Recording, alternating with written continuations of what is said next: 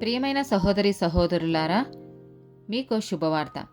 2025 సంవత్సరంలో మొత్తం 365 అంశాలను మీతో పంచుకోబోతున్నాము.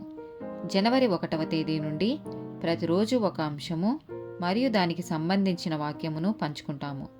దయచేసి ఆ వాక్యములను వినండి, ధ్యానించండి మరియు ఆశీర్వదించబడండి. దయచేసి సబ్స్క్రైబ్ చేయండి మరియు మీ స్నేహితులతో పంచుకోండి. ధన్యవాదాలు.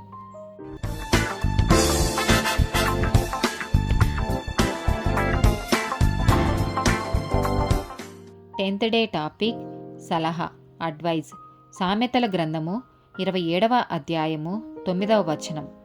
తైలమును అత్తరును హృదయమును సంతోషపరచునట్లు చెలికాని హృదయములో నుండి వచ్చు మధురమైన మాటలు హృదయమును సంతోషపరచును. ఇర్మియా గ్రంథము 17వ అధ్యాయము 9వ వచనం. హృదయము అన్నిటికంటే మోసకరమైనది, అది ఘోరమైన వ్యాధి కలది, దాని గ్రహింపగలవాడెవడు. సామెతల గ్రంథము 3వ అధ్యాయము 5 నుండి 7 వచనాలు.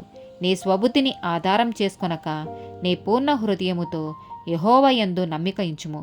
నీ ప్రవర్తన అంతటియందు ఆయన అధికారంనకు ఒప్పుకొనుము. అప్పుడు ఆయన నీ త్రోవలను సరళం చేయును. నేను జ్ఞానిని గదా అని నీవనుకొనవద్దు. యెహోవా యందు భయభక్తులు కలిగి చెడుతనము విడిచిపెట్టుము. సామెతల గ్రంథము 12వ అధ్యాయము 5-15 వచనాలు.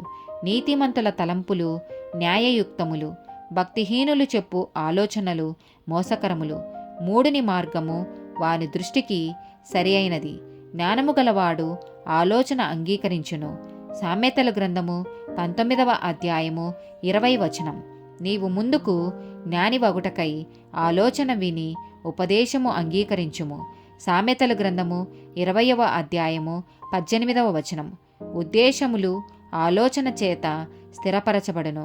వివేకము గల నాయకుడవై యుద్ధము చేయుము. సామెతల గ్రంథము 11వ అధ్యాయము 14వ వచనం. నాయకులు లేని జనులు చెడిపోవుదురు, ఆలోచనకర్త అనేకులుండుట రక్షణకరములు.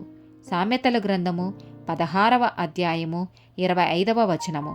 ఒకని మార్గము వాని దృష్టికి యథార్థముగా కనబడును, ఆయనను తుదకు అది మరణమునకు చేరును.